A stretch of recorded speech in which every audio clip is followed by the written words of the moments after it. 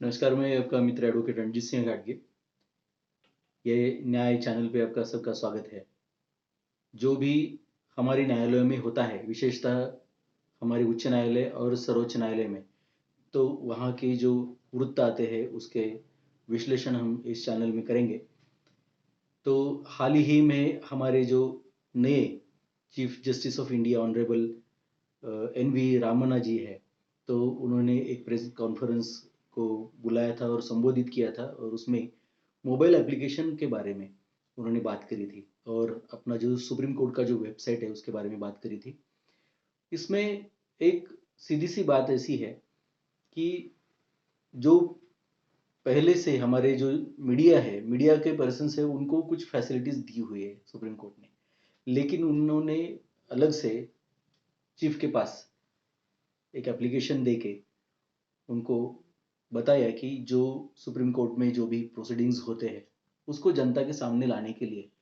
हमको और ज़्यादा फैसिलिटीज प्रोवाइड कर दिए जाए। उन्होंने कलीजियम में जो ऑनरेबल कलीजियम है उनके बीच में ये करके जो चर्चा विचार विनिमय होने के बाद चीफ ने ये प्रेस कॉन्फ्रेंस बुलाया था और बताया कि कुछ जजेस कह रहे हैं कि कोविड की सिचुएशन में इसको नहीं करना चाहिए और सेफ नहीं होगा ये, या फिर और किसी ने कहा कि ये इसमें जो है हम करेंगे तो लोगों को उसका फायदा भी हो सकता है। तो इसमें ये सारा मिला के उन्होंने एक ये प्रेस कॉन्फ्रेंस में कुछ घोषित किया है, और कहा है कि मीडिया को हम पूरा सपोर्ट देने के लिए हम तैयार हैं। वैसे देखा जाए तो हमारे देश में ओपन कोर्ट रूम्स में जजमेंट्स करने का जो मतलब प्रक्रिया है वो चली आ रही है पहले से ही, लेकिन सर्वोच्च न्यायालय में या फिर उच्च न्यायालयों में अगर हम देखते हैं तो वहाँ पर जगह की जो है वो दिक्कत होती है, या फिर सिक्योरिटी रीजंस भी होते हैं। नेशनल जो हमारा जो उच्च न्यायालय है, सर्वोच्च न्यायालय है, वो सारी जगहों पे सिक्योरिटी का बहुत बड़ा एक मसला आ जाता है। तो ये सारी देख के चीज़ें हमने वहाँ पे सिक्योरिटी और इसकी वजह से बैन किया हुआ है, और बहुत सारे रिस्ट्रिक्शंस मीडिया पे डाले हुए हैं, सर्वसामान्य जो जनता है उन पे भी डाले हुए हैं। वैसे सारे लोगों को वहाँ पर अलाउ करना चाहिए, क्योंकि जस्टिस सिस्टम जो है वो ओपन होनी चाहिए, इस विचार से हम हमेशा भारतीय लोग चल रहे हैं।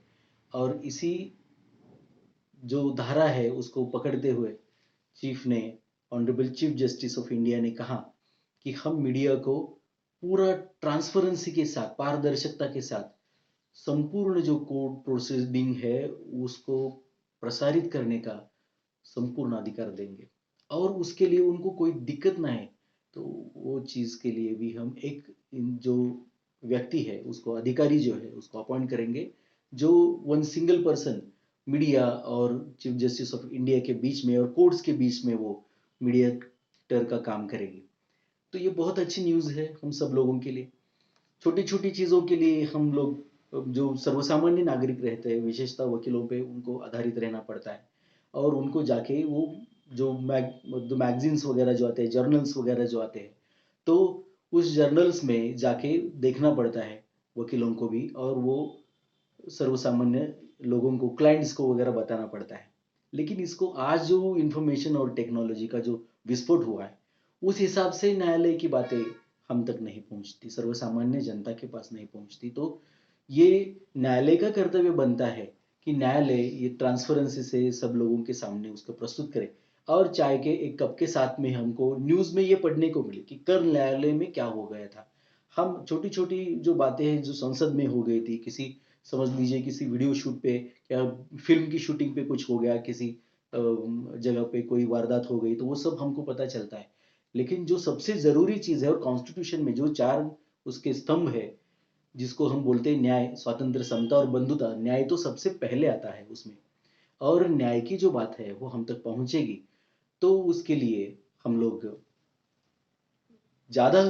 मतलब एक सुज्ञ और सुजान जो, जिसको हम बोलते हैं जानकारी रखने वाले नागरिक हम बन जाएंगे। और हमारी लोकसत्ता का ये सबसे बड़ा और जरूरी, महत्वपूर्ण, अगर कोई ये होगा हमारा, तो यही चीज है कि हम लोकसत्ता के बारे में जाने, और वो न्यायालय का जो जरिया है उसका, वो तो सबसे महत्वपूर्ण जरिया है कि वहां पर हमारे कॉन्स्टिट्यूशन का हो, हमारे सारे न्याय और यंत्रणा जो हो, वह उसका इंटरप्रिटेशन होता है, वो कॉन्स्टिट्यूशन के फ्रेमवर्क में काम करता है कि नहीं, ये सारी चीजें देखी जाती है वहां पर। तो आसान सी बात है,